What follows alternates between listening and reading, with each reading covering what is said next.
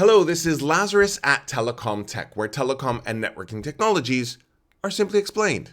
Today we'll be simply explaining OSPF router IDs, timers, and passive interfaces.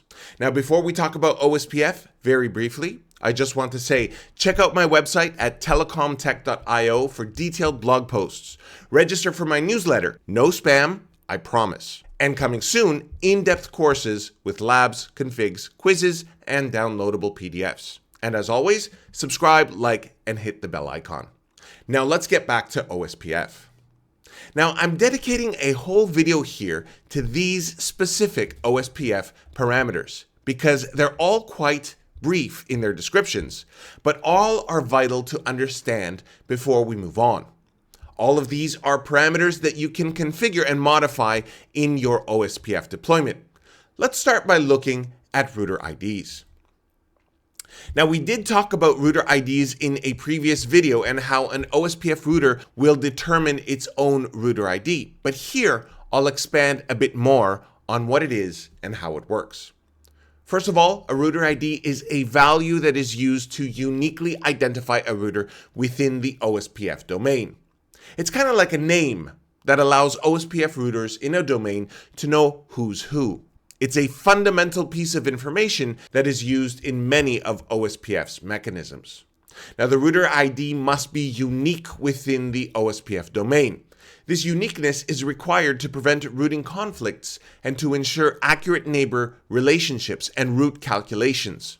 If two routers have the same router ID, OSPF will fail to form adjacencies or may even cause routing instability. Now, when I say in a single OSPF domain, I'm referring to a group of routers that are part of a single OSPF routing instance, a group of routers that exchange OSPF routing information with one another. This typically includes all routers that are part of the same autonomous system, even across multiple OSPF areas. Now, a router ID is just a 32-bit number.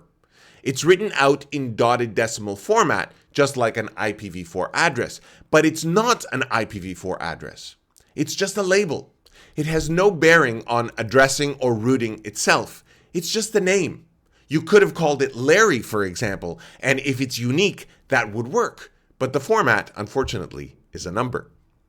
Now, the reason why it is a 32-bit number is so that it can be derived from existing IP address configurations on the router itself.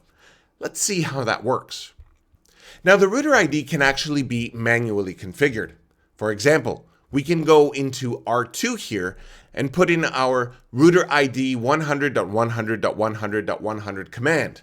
Remember, this isn't an IP address. If it is manually configured, then the router ID will always be the same.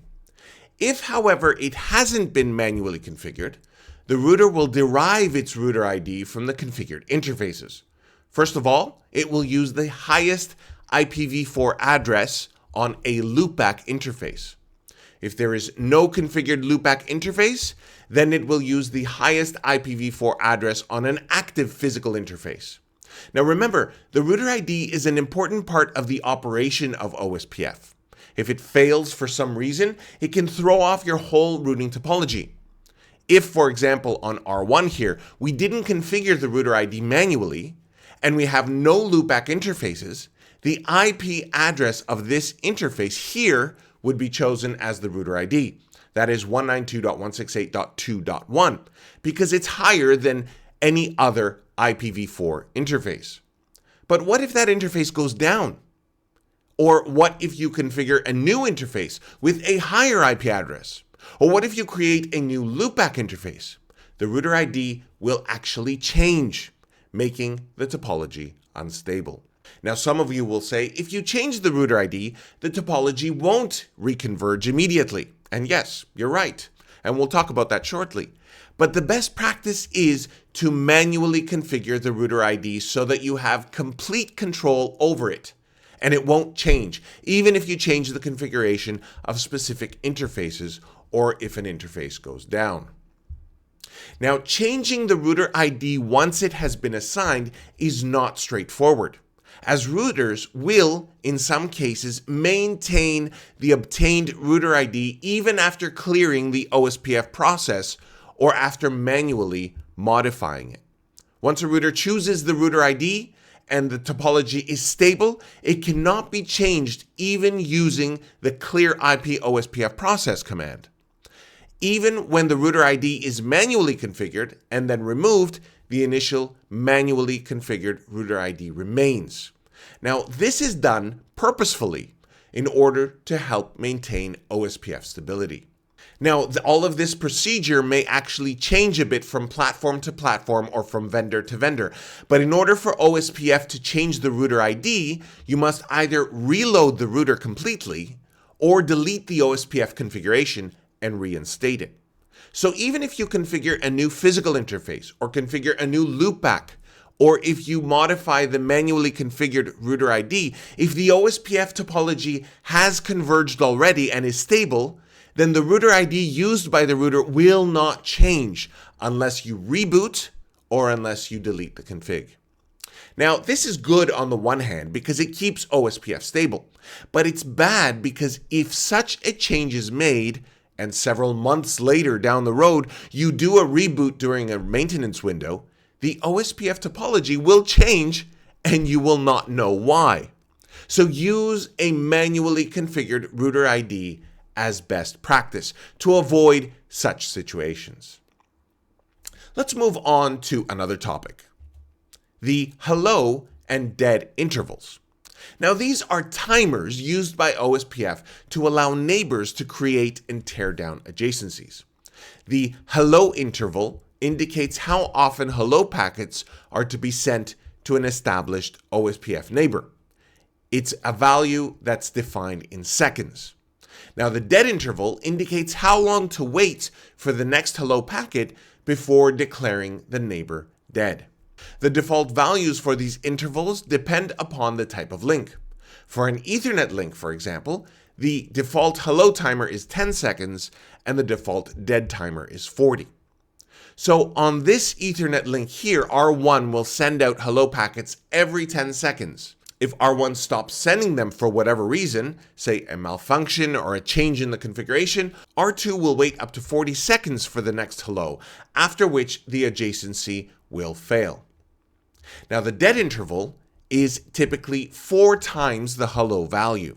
Now, for other types of links, such as non-broadcast multiple access links, such as frame relay, the default values are 30 seconds for the hello interval and 120 seconds for the dead interval, always maintaining that 4-to-1 ratio. Now, keep in mind that these default values are the best for most applications and should not be changed unless you have a clear reason, such as a tuning of convergence times, adapting to non-broadcast network types, or meeting specific design requirements in complex topologies. As mentioned in the previous video, the same values for these should be used on both ends of the link, otherwise the OSPF adjacency will fail. Now finally, let's take a look at what a passive interface is. When you configure OSPF in routers R1 and R2 here in this topology, you use the network command to ensure that these two networks, 192.168.1.0/24 and 192.168.2.0/24, are being advertised by OSPF. As we saw in previous videos, this has several results.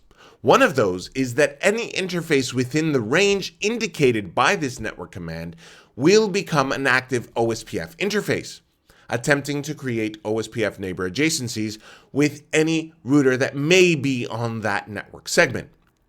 So both Gigabit Ethernet 01 and Gigabit Ethernet 02 here will begin sending out OSPF hello packets, looking for an OSPF neighbor. For our Gigabit Ethernet 01 interface, that's fine because we have R2 connected to that interface. But we also have Gigabit Ethernet 02, which connects to a switch and to one or more hosts. There's no OSPF router there. So those hello packets being sent are useless, and any device receiving them must process them and then discard them, and that's inefficient. That's where the passive interface feature comes in. A passive interface is an interface on which OSPF does not send hello packets and therefore does not form neighbor relationships. But it still advertises the network associated with that interface into the OSPF routing table. Interfaces that do not have an OSPF router connected to them or connected to their network segment should always be configured as passive. These are typically the interfaces that face subnets that serve end devices. So that's it for today's video. You've learned some important aspects of how router IDs, OSPF timers, and passive interfaces work. In coming videos, we'll see how these features work together with OSPF and how they are configured to make OSPF work. I hope you found this video useful, and if you have, please click that thumbs up button. Please check out my website as well and subscribe to my newsletter. You'll find the links in the description below. And don't forget to subscribe to the channel to get updates to newly published videos. I'm Lazarus at telecomTech. I hope this has been helpful for you, and I'd like to thank you for watching.